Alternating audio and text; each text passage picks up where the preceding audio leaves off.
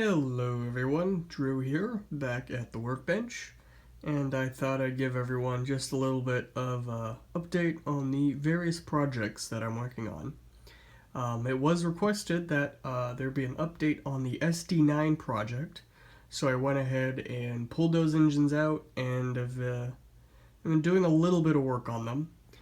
So that's where I'm going to start. So today mostly I've gotten the cab here kind of fitted so that I can drop the shell on all in one piece, kind of like that. For the shell itself, not much has changed. I have been kind of refilling in and touching up the back here. Sorry if the lighting's not great. Same thing for this guy. Getting the rear number boards all the way patched. I patched them with Squadron green putty and then put on some primer and see how it looks, and if it needs more sanding, I'll go ahead and sand it some more.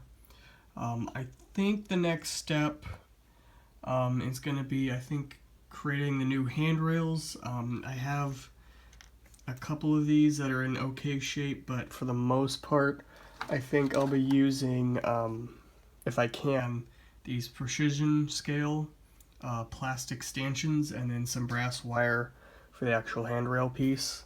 So I'll see how that goes. And then after that, I think I'm almost ready for primer.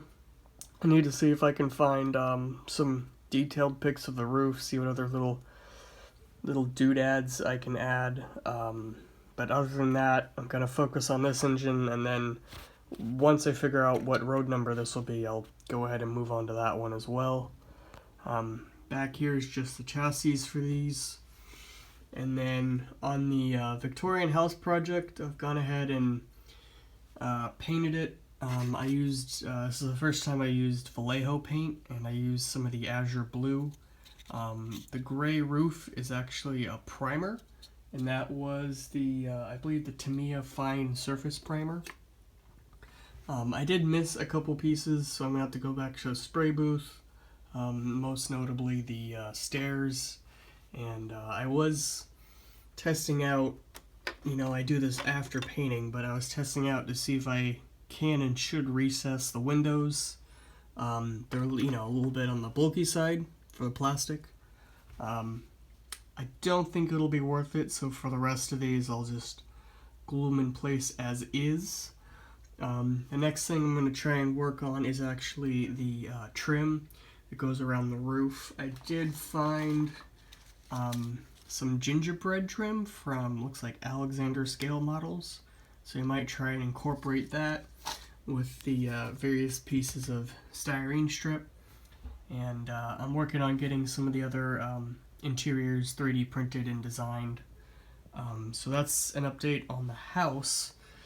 And then another project, this one was a result of Evil Bay. Essentially, someone was selling like 11 or 12 of these. They're Ahern undecorated molds, or shells, rather. Blue box. They came just like this, minus this wasn't cut out. And they were about $2 a piece, so I bought all 11. Next step for me was I noticed, I should probably, if you can't guess already, these are going to be the R7020 SPFE, Southern Pacific Fruit Express reefers. And one thing I noticed was, minus some Intermountain cars that you can't find, no one really has SPFE with the actual see-through grills. All the Ahern ones have it kind of molded detail. So because I'm a lunatic, I've gone ahead and cut out the grills so this can be see-through, and I plan to see if I can 3D print the refrigeration unit and get some screen material to put in front of this, so this will actually be see-through. For the rest of the body, aside from, I think I'm going to cut off the stairs on the sides, but probably leave the ends.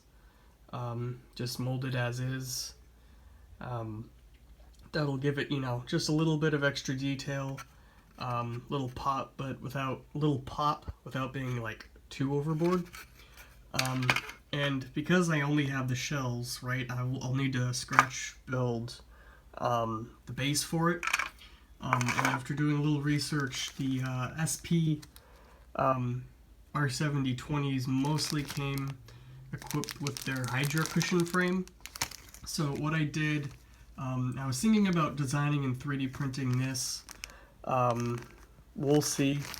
But Tangent was actually selling Hydra cushion underframe for the Pennsylvania Railroad X58 boxcar. This isn't the right spacing, which I should note. I measured up the Athearn one, the underframe for this, and it's actually pretty accurate for what the prototype would be, which was surprising.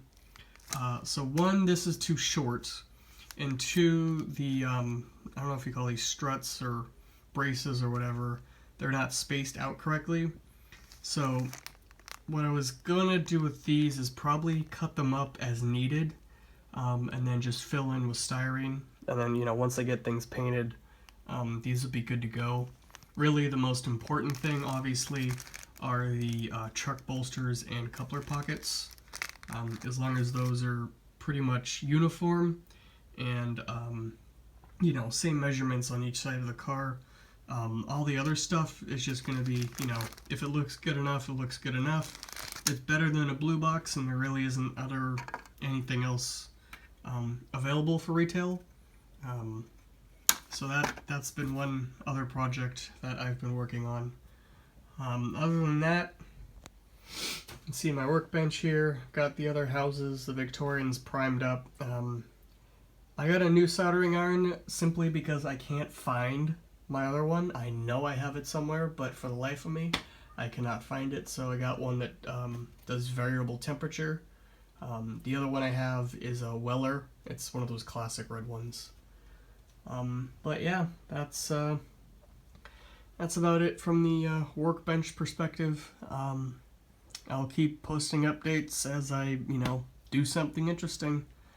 Thanks for watching. Hope you enjoyed, and I'll see y'all soon.